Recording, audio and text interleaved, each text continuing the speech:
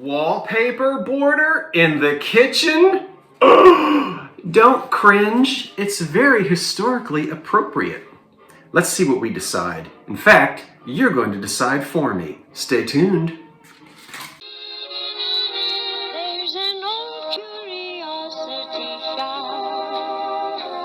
Every once in a while I go by there for the fond recollections that lie there in that old curiosity shop. Good morning, everyone, and welcome to the 1925 bungalow. I'm Scott. This is the old curiosity shop. I've got a little thrift haul here to show you. Excuse me, it's about lunchtime. Things are a mess here. Let me back up just to show you what a mess it is. So these are boxes that I need to weigh them, print out the shipping labels, pay for the shipping labels, and then load all of this into my truck and take it to the post office. While I'm doing that, I'm picking away at this cranberry apple walnut salad, and I've got some iced tea in there. And you can see I like dum-dums. Anyway, take a look here. I want you to see that all of these things are currently listed in the Old Curiosity Shop eBay store. And I'm going to be listing more in the next few days. But let's take a quick look at this Imperial Nippon cream and sugar. Oh, I had that face kind of the wrong way. I guess, you know what? Let's have a little bit. Hold on, good folk. I hadn't yet opened up my windows. I pulled up my blinds. That's going to give us a little sunlight. Much better. Beautiful Japanese porcelain cream and sugar, of course, with the lid Moriage decoration. This is all hand painted, and it is exquisite. It has the Imperial Nippon mark on the bottom. We know this was made sometime around 1900. It's in good condition. This set over here is Mapoko ware, and this was made after the Second World War in Japan. And we have the orange juice pitcher and 1, 2, and 5 of the little cups. Cute. Nice for display. You could still use it. There's some crazing of the glaze and some staining on this, but it's all complete. It's all there. So I like that. Back there are the little votive cups made by Jeanette. I took them off of that one candlestick. I didn't like them on there. And I have 2 candlesticks, but I didn't have 6 votives. The 2 candlesticks are 3 light candlesticks. I would need 6 votives. I don't have them. So I'm selling them separately. I didn't put the candlesticks online yet, but there are the votive cups in the eBay store. There's the Tea for Two embossed floral teapot made in England. We won't pick it up because I didn't wind it, but it does have a music box on the bottom, and when you pick it up, it plays Tea for Two. You can hear it play, watch it play, because eBay allows you to upload videos, and I have done just that. So if you're interested in that teapot, which is in excellent condition, the music box works beautifully. You can go onto the Old Curiosity Shop eBay store. The link is always in the description box below. There's a chicken and a hen, and they're from probably the 50s. It's a matching pair in excellent condition. Okay, the boy and the girl, they're going to do their little thing, just like they did in Granny's kitchen years ago. Okay, back up. Pardon me, I've got some other things to do today, so this might actually end up turning into a vlog. Yeah, I think this is going to turn into a vlog. Let me get these labels printed, and then I think I've got to go clean the bathroom. You know, hey, that's just part of what you got to do, right? Who doesn't have to clean their bathroom? And then we'll talk to you later. Stay tuned. I've got a friend arriving in this area later this afternoon. Guess who? Well, I can't believe it. Okay, we're back in the 1930s kitchen. And remember, it is a work in progress. Now, if this work in progress had been well thought and well planned, your boy would have put in the new floor first. Ha! But it seems like the floor is going to be the last thing that I do. I know. It's going to be a mess. Whatever. Now, here's what I do want to tell you. A friend of mine is arriving in town for a short visit. And actually, I'm going to probably get him to help me with a project in this kitchen. But normally I don't ask for your opinion, but I'm going to ask it, okay? Give me your opinion. Here is what I want. Well, first of all, let me tell you this. I still haven't replaced the sink. I still have not replaced the counter. I do have the stove, yeah, and all the furniture. I don't have a refrigerator up here yet. That's coming. But I have a few things that we're still going to be putting on the walls. Just a couple of things. I'm going to hang this up somewhere. This, rare? I think so, because I don't know. I think they're pretty hard to find. That's how you get a nice pan out of your oven. That has a little hook on it. That'll hang somewhere in here. Also, still for the wall, I have a cream and green knife holder, as you can see, with a little design on it. And the old, green-handled knives. That's going to go on the wall somewhere in this kitchen. We'll also have the kitchen telephone, which you got to have a telephone in the kitchen, right? And then, although I don't have it plugged in yet, we've got our kitchen clock, which we're going to plug in, and that's going to go, for Pete's sake, come here to me.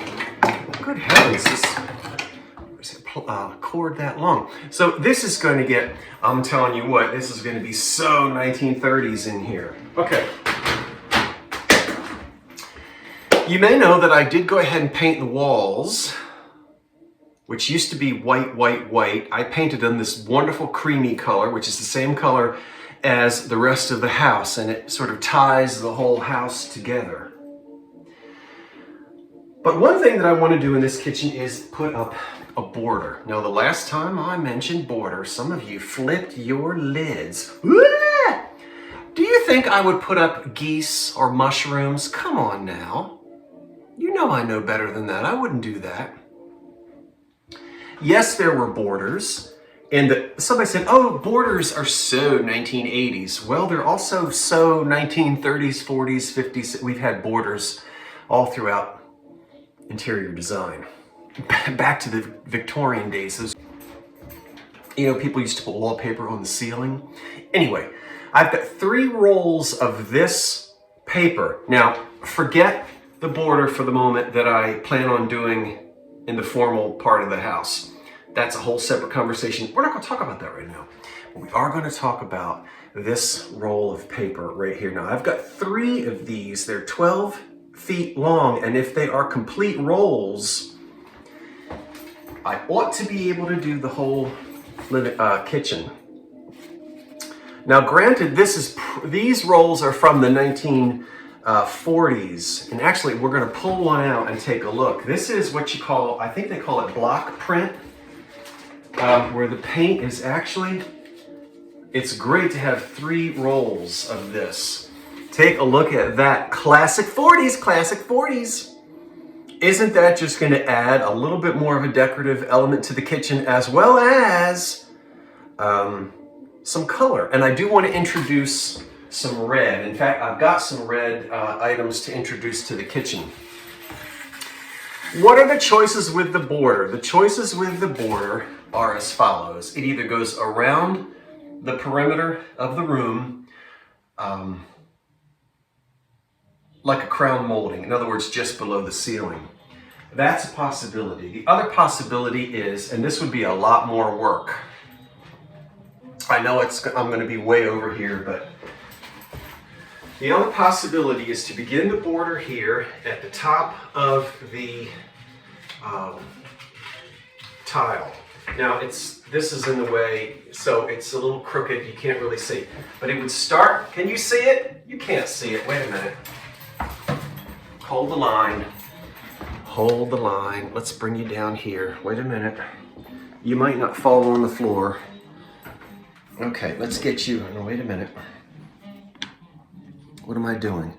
Where are we? There we are. Okay, so what I could do is take the border and it could run right here over top of this white tile, which I'm not getting rid of, which I've decided to keep. It could run along here, but then it doesn't turn and go down. That wouldn't quite be right.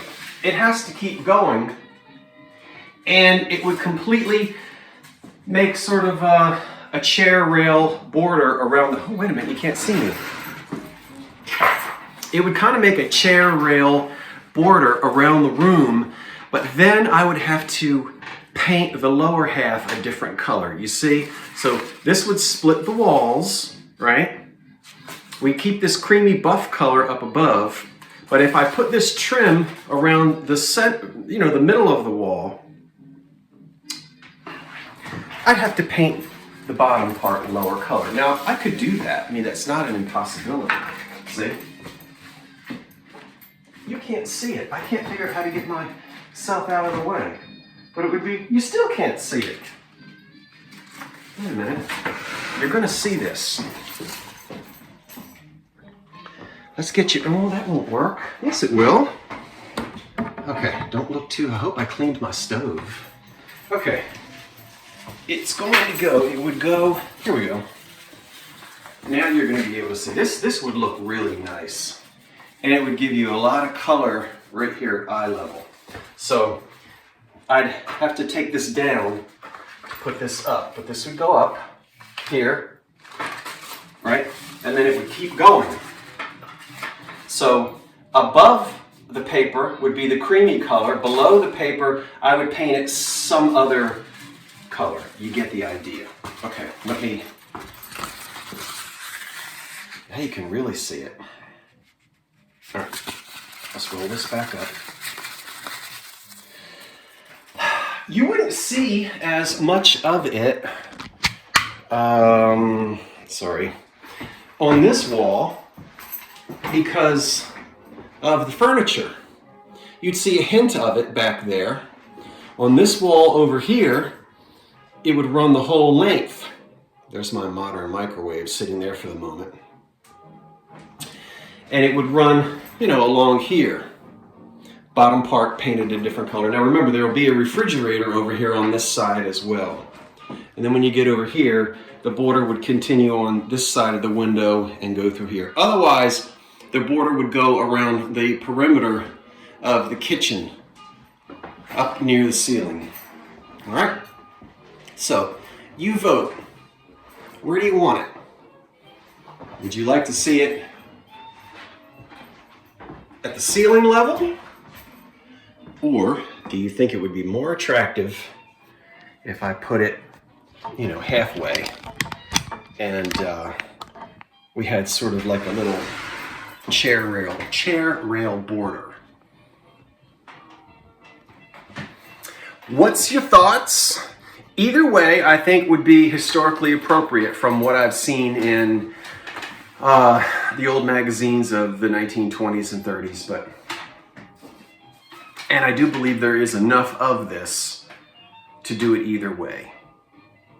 Okay, get to typing in that comment box. I'll read it and I'll give you my thoughts, and then maybe when Jeffrey gets here, maybe when he comes back over tomorrow, maybe we'll actually be putting this border up. Thanks for watching. Thanks for your opinion. I'm Scott from the Old Curiosity Shop, and until I see you the next time, wait for the cat. And so long for now.